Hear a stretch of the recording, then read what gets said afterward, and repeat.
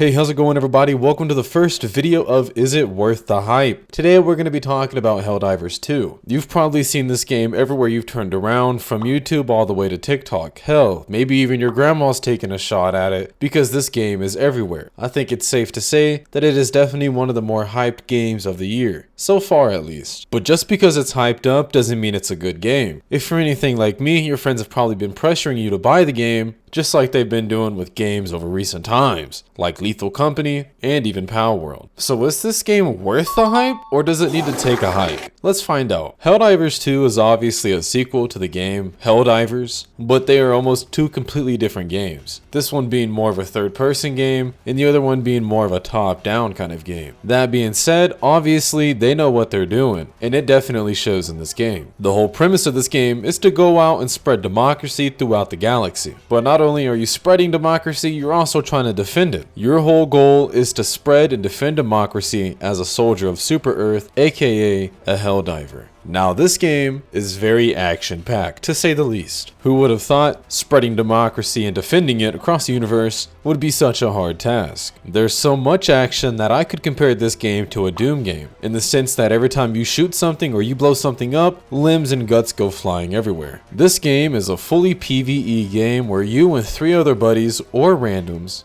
go to different worlds and fight different wars depending on which world you're at, and you have certain objectives that you need to do while fighting off hordes and waves of certain enemies trying to stop you from completing your mission. Gameplay wise, that's the main gist of it. At its core, it's a very simple game, but just because it's a simple game doesn't mean it's an easy game. Matter of fact, it gets very difficult. The higher you go up in levels, the harder it's gonna get. It gets so hard that it's basically impossible to do if you try to do it solo. Even the game itself states that you cannot spread democracy alone, you need other people. So that being said, I really recommend that you play this game with friends, or at least with randoms. Don't try to play this game alone, because you're not going to be in for a fun time. This is one of those games where it reminds me of like Gears of War Horde mode, where you can really just turn your brain off, but in this, you still got to do the objectives. The objectives for the most part consist of destroying certain areas, gathering certain info, and doing extractions. So while the objectives and the missions stay the same, each planet and each location are going to be almost completely different. One planet might consist more of snow, and the other one is just straight up barren. The difference of worlds and the difference of how they look make the game very pleasing to look at. The snowy worlds in particular remind me of like Star Wars scenes, especially whenever you're fighting the robots themselves. I just think it looks really cool. The graphics are also really great, and my frames don't drop so far, so like that hasn't been a problem for me. So if graphics mean anything to you, then this game is definitely on a good track so far. With the gameplay and the graphics and the combination, it's kind of just magical. With the run and gun type of gameplay, where it's really just straight up hell, and all you're trying to do is survive and do your mission, mixed with like these beautiful graphics and these beautiful worlds and how detailed the enemies are, truly just makes for a great experience. But just for a second, if you look past just the gameplay and the graphics, and you look at the community for just a second, in my opinion, this is where it really shines the most. Very rarely do you see a community come together like they did with HellDivers 2. You'll see everybody come together, focus on one planet to take it over and spread democracy, compared to it just being a free-for-all. And it's really cool to see. Even when you're just playing the game, the people talking to you can just be so funny and just say the most outrageous stuff. And unlike a lot of other games that are online and that require a lot of like community work, this game isn't that toxic. Yes, there's definitely some parts of the game that are toxic, people-wise, but for the most part, everybody just comes together to do one goal. And a fun way to do this goal, which is spreading democracy, is to just wreak havoc. And you get to wreak havoc by using all this equipment that you have, like airstrikes to rocket launchers to light machine guns. You have the whole arsenal at your disposal.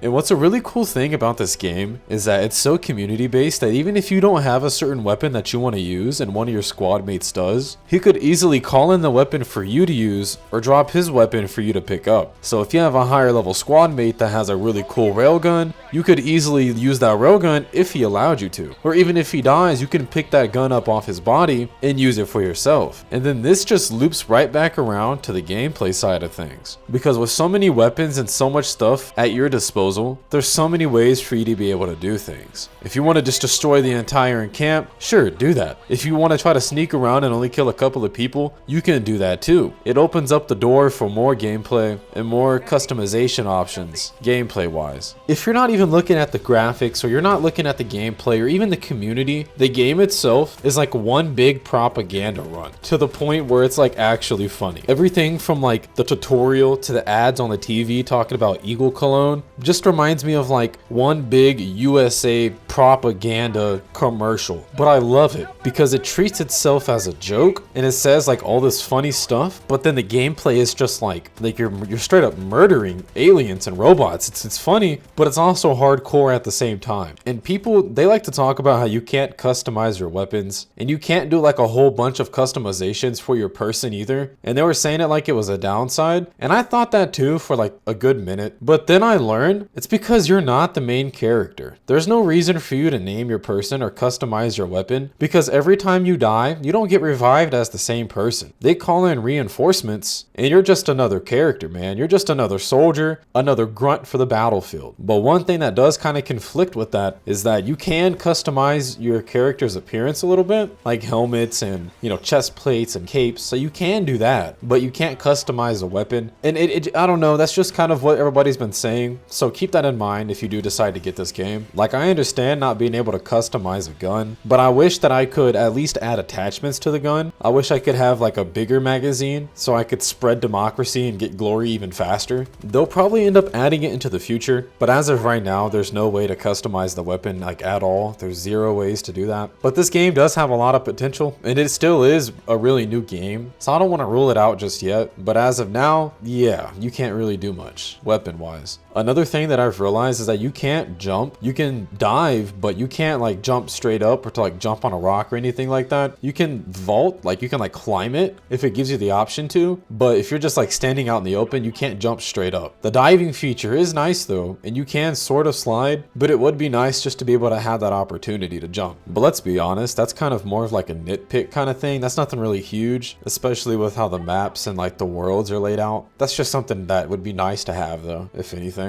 So now that you know what the game is kind of like, I think it's time to talk about whether or not it's worth the hype. And to be honest with you, I would say if you're into PvE type of games and you want a game that you can kind of turn your brain off to play with your friends, I would totally look into this game. But if you're looking for more of an in-depth kind of game, I don't think this game would be for you. This definitely isn't one of those games that gets super deep gameplay wise, or is like super hard to get into, because the whole premise is just to kind of kill whatever moves with whatever you have available. But keep in mind that while the community is really cool and they're really friendly and like they want you to join them, and the graphics look absolutely beautiful and the gameplay and the killing is fun and all, it can get a little repetitive. And I say this mainly because of the missions. There's only so many missions for you to do before you just start redoing the same type of missions just at different locations. The community does make up for this though, because while you will be doing the same missions from one planet to another, unless you're playing with your friends, most of the time you're going to be just with random people. And everybody has their own style of doing what they gotta do. And even then, there's just so many different ways to kill everything. There's so much equipment that you can have that just completely changes your own gameplay. So when I'm playing, I focus more on like how I'm killing everything and what I'm doing in the moment, compared to more focused on just getting the objective done. So if anything, I recommend taking your time and your levels if you can. It does get harder the more time you go, because you will dwindle down on your ammo and you will dwindle down on like all your cooldowns and your revives and stuff like that. So keep at a good pace, but don't rush through each mission. Enjoy yourself. Kill whatever you want to, find different ways of doing it, and just have fun with the players that you're playing with. So now that you know what the game is about, you know my opinions about the game, I think it's time to decide whether or not the hype is worth it or not. And in my opinion, I'm gonna say the hype is worth it. It's a fun game and it's a good game. It's not like a copy and paste of like another game or just like a straight ripoff of something else. This game is a fully fledged and like thought out designed video game, and I like it. So I recommend y'all give it a chance. If you're more into the PvE community type of games, then I definitely think this will be your cup of tea. So yeah, I'm CloudRaids. I hope y'all enjoyed the video. This was my thoughts and my opinions. I'd say it's worth the hype. Y'all let me know down in the comments below if you enjoy the game, and if you do, let me know why. And if you don't, still let me know, because I want to hear what you guys have to think. If there's another game that comes out and y'all want a review on it, I I'm your guy, and I'm always open for suggestions. Y'all have a good day, and like always, maybe have a good night too.